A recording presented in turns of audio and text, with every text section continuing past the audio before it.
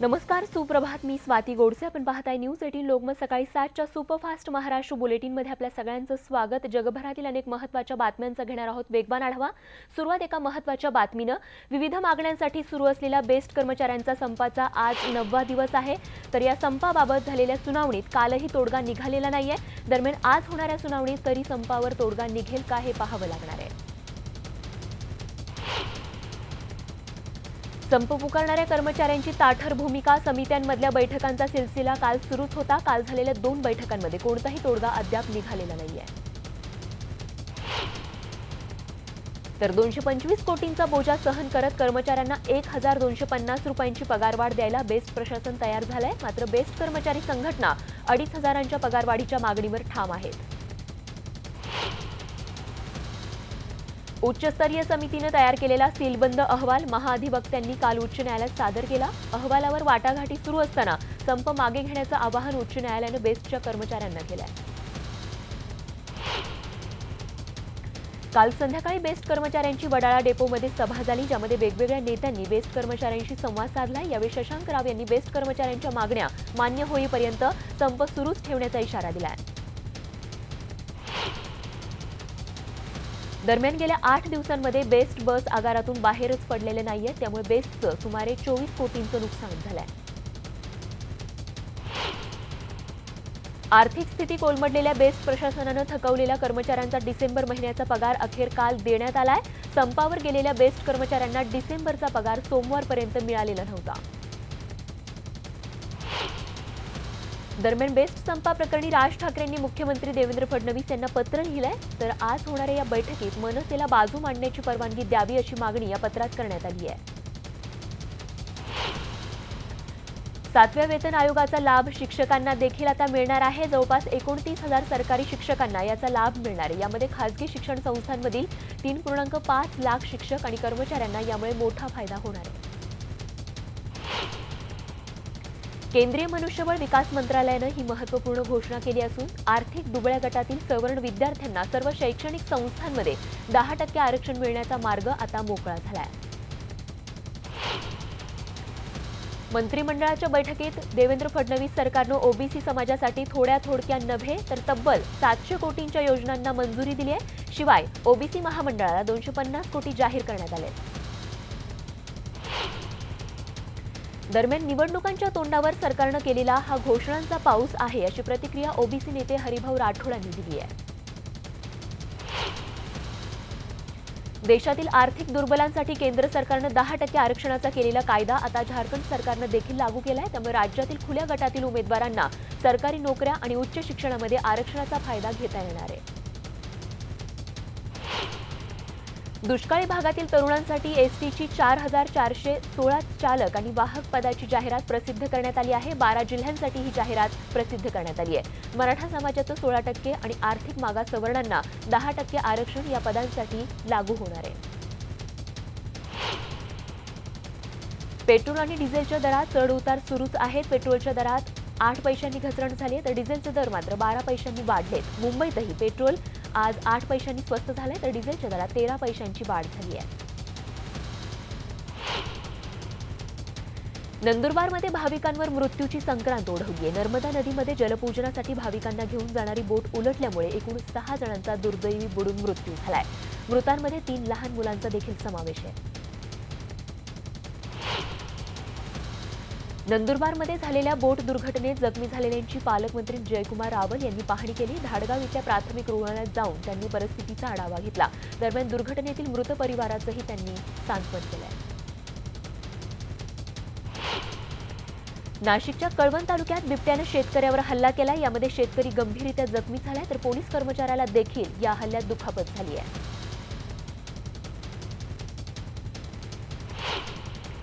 नागपूरमध्ये पोलीस ठाण्याच्या हद्दीत एका घरात 2 ज्येष्ठ नागरिकांचे कुजलेल्या अवस्थेत मृतदेह सापडले. त्यामुळे एकच खळबळ उडाली आहे. दरम्यान वृद्धापकाळामुळे मृत्यू झाल्याचा अंदाज पोलिसांकडून वर्तवण्यात येतोय. बीडच्या परळीत शिवाजीनगर भागात राहणाऱ्या महिलेनं गळफास घेऊन आत्महत्या केल्याची घटना समोर आली. या प्रकरणी सासरच्या 5 जणांविरुद्ध गुन्हा दाखल करण्यात आला असून दोघांना अटक करण्यात आली आहे. महागाईवर प्रश्न विचारल्यावर अहमदनगरचे भाजपचे खासदार दिलीप गांधींनी वयोवृद्ध शेतकऱ्याला दमबाजी केल्याची घटना समोर आली आहे। महागाई संदर्भात प्रश्न विचारला असता कुठे महागाई वाढली अशा प्रतिसवाल करत गांधींनी या शेतकऱ्याला सुनावलाय। वाहतुकीचे नियम न पाळणाऱ्यांवर नजर ठेवण्यासाठी नुकतंच नाशिक पोलिसांनी या ठिकाणी कॅमेरा लावलेला आहे। मात्र याचाच धाक दाखवत नाशिकच्या देवस्थानांना भेट देण्यासाठी आलेल्या भाविकांना वाहतूक पोलीस त्रास देत असल्याची तक्रार एका व्यक्तीने केली आहे। जळगाव जिल्ह्यात एका डॉक्टर नवऱ्यानं वकील पत्नीचा खून केलाय। चारित्र्याच्या संशयावरून जिल्हा न्यायालयात सहाय्यक सरकारी वकील पदावर कार्यरत असलेल्या पत्नीचा डॉक्टर भरत पाटील यानं तोंड आणि नाक दाबून खून केलाय। शेतकऱ्यांनी पुन्हा एकदा सरकारविरोधात एल्गार पुकारला आहे। पुणतांब्यातूनच या आंदोलनाला सुरुवात होणार आहे। येत्या 26 जानेवारीपासून ते 19 फेब्रुवारीपर्यंत हे आंदोलन होणार आहे। नाशिक एसीबीनं मालेगाव तालुका पोलीस आणि नांदगाव तहसील कार्यालयावर सापळा लावला होता। त्यामध्ये मालेगाव तालुका पोलीस स्टेशनचा सहाय्यक निरीक्षक अंकुश बोराटे हा जाळ्यात अडकला असून त्याला 10,000 रुपयांची लाच घेताना एसीबीनं रंगेहात पकडलाय। सांगली इस्लामपूर मार्गावर राज्य परिवहन विभागाची एसटी पलटी झाली। मिरजहून सातारला जाणारी एसटी बस लक्ष्मी फाट्याजवळ पलटी झाली आहे। बेळगावमध्ये कार कालव्यात बुडून एकाच कुटुंबातील 5 जणांचा मृत्यू झालाय। सौंदती तालुक्यातील कडबी गावाजवळची ही दुर्घटना आहे। चालकाचं नियंत्रण सुटल्यानं घटप्रभा नदीच्या डाव्या कालव्यात ही कार बुडाली।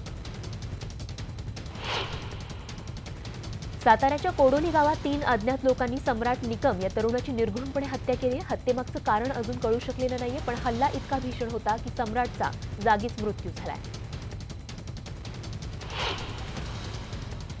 भंडारा इथे मध्यरात्रीच्या सुमारास 2 ट्रकची समोरासमोर धडक झाल्यानं भीषण अपघात झाला। यानंतर एका ट्रकनं पेट घेतला। यामध्ये ट्रक चालक आणि क्लीनरचा होरपळ मृत्यू झालाय।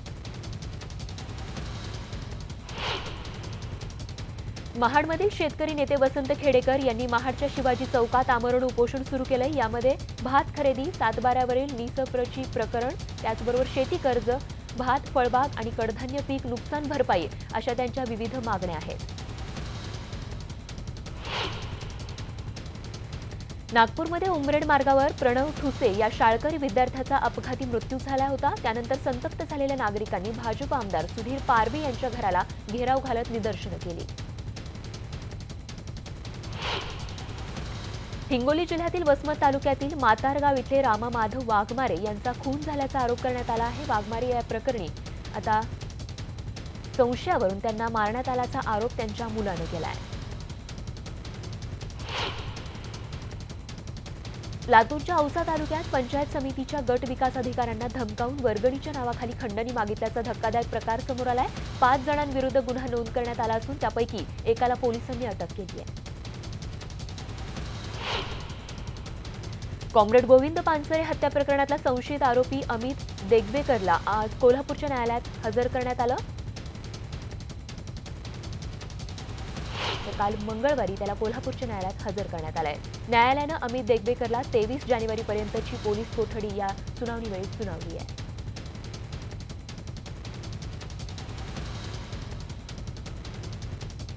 माळशिरस तालुक्यातील पेलीव इथल्या ग्रामपंचायतीच्या वतीने स्वच्छतागृह बांधण्यात आलंय, पण नेमकं त्याच ठिकाणी मोठ्या प्रमाणात कचरा साचल्यानं याला स्वच्छतागृह म्हणायचं का हाच प्रश्न या ठिकाणी उपस्थित झालाय। कारण या स्वच्छतागृहाची पूर्णतः वाट लागली आहे। या हंगामातील नवीन तूर मळणीला सुरुवात झाली, मात्र अद्यापही शासनानं नाफेड अंतर्गत तुरीची ऑनलाईन नोंदणी सुरू केलेली नाहीये। परिणामी आर्थिक अडचणींमुळे शेतकऱ्यांना खासगी बाजारात तूर विकावी लागते। हिंगोलीमध्ये दुष्काळी दौऱ्यावर असलेल्या युवासेना प्रमुख आदित्य ठाकरेंनी शेतकऱ्यांच्या समस्या जाणून घेतल्या। कुठलीही अडचण आल्यास शिवसेना नेहमी तुमच्या पाठीशी उभी आहे असा विश्वास यावेळी त्यांनी शेतकरी आणि गावकऱ्यांना दिलाय।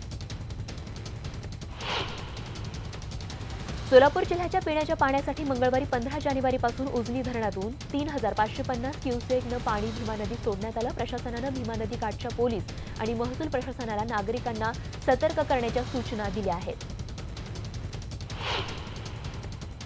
अमरावती हे 5 जिल्ह्यांचं महत्त्वाचं विभागीय ठिकाणी एअरपोर्ट तसंच पासपोर्ट कार्यालय नव्हतं। मुख्य डाक विभागाच्या कार्यालयातच पासपोर्ट कार्यालयाचं उद्घाटन यावेळी करण्यात आलं आहे। मनमाड शहरात आरपीआयनं पालिकेसमोर बेमुदत धरणे आंदोलन सुरू केलंय। मागासवर्गीयांसाठी रमाई घरकुल योजना लालफितीत अडकल्याचा आरपीआयचा या ठिकाणी आरोप आहे। नाशिक मध्यवर्ती कारागृहात जन्मठेपेची शिक्षा भोगत असलेला नगरचा माजी महापौर संदीप कोतकर याला केडगाव दुहेरी हत्याकांडाच्या गुन्ह्यात वर्ग करण्यात आलाय। अहमदनगरमधील अशोक लांडे खून प्रकरणात कोतकर शिक्षा भोगतोय। भारिप बहुजन महासंघ आणि एमआयएमच्या वतीनं स्थापन करण्यात आलेल्या वंचित आघाडीची अमरावतीत 20 जानेवारीला जाहीर सभा होणार आहे आणि या सभेत बाळासाहेब आंबेडकर आणि असदुद्दीन ओवेसींची भाषणं देखील होणार आहेत। वर्ध्यामध्ये मांडूळ सापाची तस्करी करणाऱ्या 5 जणांना अटक झाली आहे। वर्धा वन विभागानं ही कारवाई केली। या सापांचा 14 लाखांचा सौदा झाला होता, मात्र यातील मुख्य आरोपी फरार झालाय। डिजिटल इंडियाचं स्वप्न पाहणाऱ्या शासनाला ग्रामीण भागातल्या रस्त्यांचा मात्र विसर पडलाय। लातूर जिल्ह्यातील शिरूर अनंतपाळ तालुक्यातील बिबराळ ते अजनी या गावांना जोडणाऱ्या पाणंद रस्त्याची दुरावस्था झाल्यानं शेतकऱ्यांना अडचणींचा सामना करावा लागतोय। दापोली तालुक्यातील विविध गावातल्या 10 कोटींच्या विकास कामांचं भूमिपूजन रामदास कदमांच्या हस्ते पार पडलं। जलगाव, मुरुड, पोयनार या गावांमध्ये तलाव सुशोभीकरणाची कामं या ठिकाणी केली जाणार आहेत। अकलूजमध्ये पुन्हा एकदा महानाट्य सादर करण्यात येत आहे। विशेष म्हणजे स्वराज्य रक्षक संभाजी या मालिकेत शिवाजी महाराजांची भूमिका साकारणारे शंतनू मोघे आणि पुतळाबाईंची भूमिका करणाऱ्या पल्लवी वैद्य या महानाट्यात काम करतायत। नाशिकच्या जेलरोड भागात पतंग उडवताना 3ऱ्या मजल्यावरून खाली पडून एकाचा दुर्दैवी मृत्यू झालाय। सुफियान कुरेशी असं या 16 वर्षीय मुलाचं नाव आहे। तर तिकडे नगरमध्येही पतंग उडवताना विजेच्या तारेला चिकटून 19 वर्षीय तरुणाचा मृत्यू झालाय। यावेळी त्याला वाचवणाऱ्या दोघे जण देखील यामध्ये गंभीर जखमी झाले। औरंगाबादमध्येही काल जल्लोषात पतंग महोत्सवाला सुरुवात झाली। यावेळी शिवसेनेच्या वतीनं शहरभर ठाकरे नाव असणारे पतंग वाटण्यात आले। मकर संक्रांतीनिमित्त जालन्यामध्ये महिलांनी विठ्ठल रुक्मिणीच्या मंदिरात जाऊन वाण देऊन उत्साहात हा सण साजरा केला आहे। पैठणीसाठी सुप्रसिद्ध असलेला येवला हा पतंग महोत्सवासाठी देखील ओळखला जातो। मकर संक्रांत निमित्त येवल्यामध्ये 3 दिवस पतंग महोत्सव साजरा करण्याची परंपरा अजूनही या ठिकाणी जोपासली जाते आहे। मकर संक्रांतीच्या निमित्त विठ्ठल रुक्मिणी मंदिर समितीच्या वतीनं विठू रघुमाईचा गाभारा संपूर्ण फुलांनी सजवण्यात आला होता। मकर संक्रांतीचा सण असल्यानं रुक्मिणी मातेला ओवाळण्यासाठी दिवसभर या ठिकाणी महिलांची एकच गर्दी होती।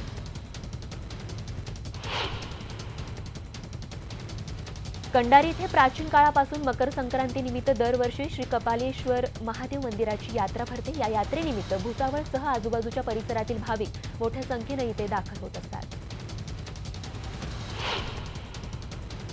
अलिबाग तालुक्यातील रेवदंडा समुद्रकिनारी बायकर्स फेस्टिवलचं आयोजन करण्यात आलं होतं। 200हून अधिक बायकर्स यामध्ये सहभागी झाले होते। औरंगाबादमध्ये आंतरराष्ट्रीय सूक्ष्म सिंचन परिषदेला सुरुवात झाली। या परिषदेचं उद्घाटन केंद्रीय मंत्री नितीन गडकरी आणि प्रमुख पाहुणे मुख्यमंत्री देवेंद्र फडणवीस यांच्या उपस्थितीमध्ये करण्यात आलं आहे।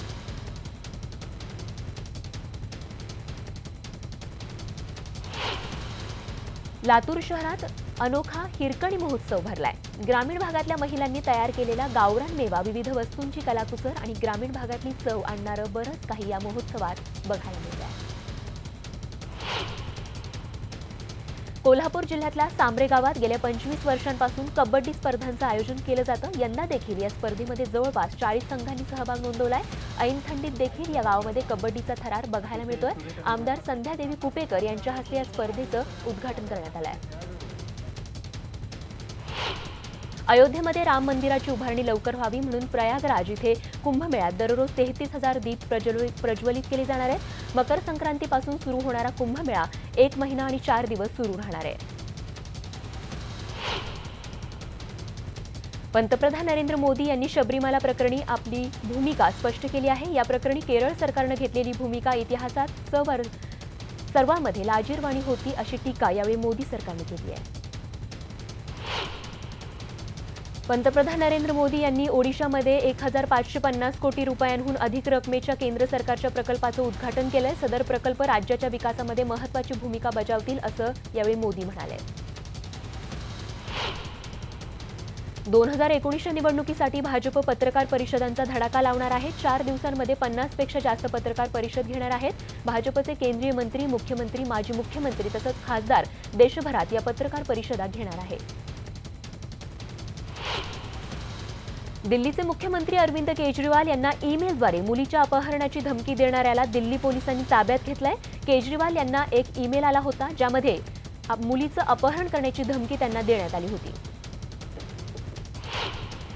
जम्मू काश्मीरमधील कठुआ जिल्ह्यात आंतरराष्ट्रीय सीमेवर मंगळवारी सकाळी पाकिस्तान सैन्यानं केलेल्या गोळीबारात बीएसएफचा अधिकारी शहीद झाला। दरम्यान बीएसएफच्या जवानांनी देखील पाकिस्तानच्या या भ्याड हल्ल्याला प्रत्युत्तर दिलंय।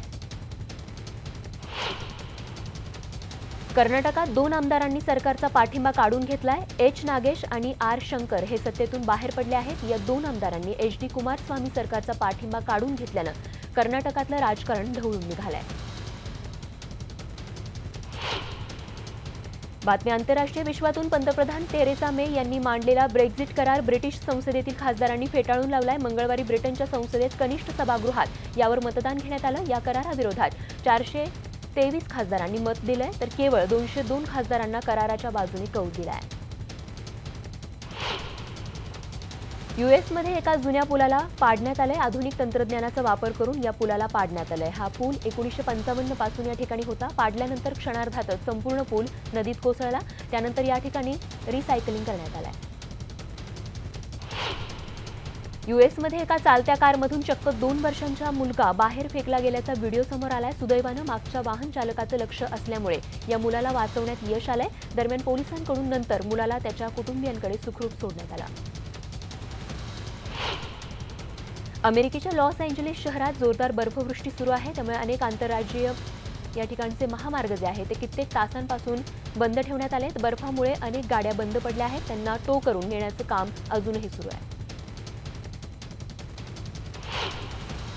उष्णतेचा फटका कमी करण्यासाठी ब्राझीलची राजधानी रिओ दे जेनेरियोमधील प्राणी संग्रहालयात अनेक उपाययोजना केल्या जात आहेत। प्राण्यांना थंडगार फळं, गोठलेलं मांस आणि बर्फाचे तुकडे देणं, थंडगार पाण्याची फवारणी करणं असे अनेक उपाय या ठिकाणी केले जात आहेत।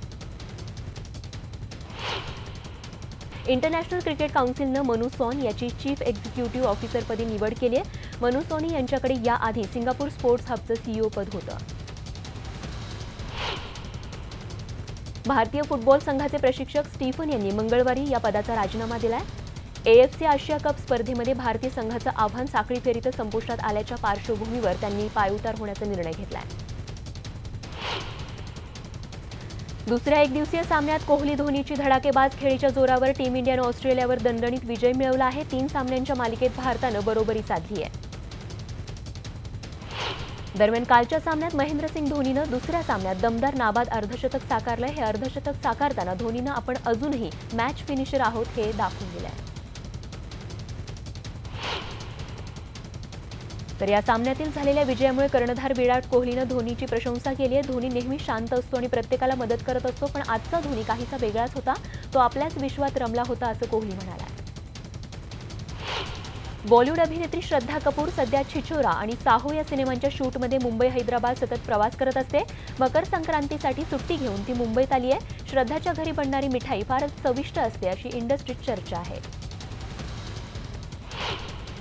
सैराट या सिनेमात एकत्र काम केल्यानंतर रिंकू राजगुरू आणि आकाश ठोसर यांची जोडी पुन्हा एकदा एकत्र काम करताना दिसणार आहे। नागराज मंजुळे यांच्या झुंड या सिनेमात हे दोघे जण काम करतायत।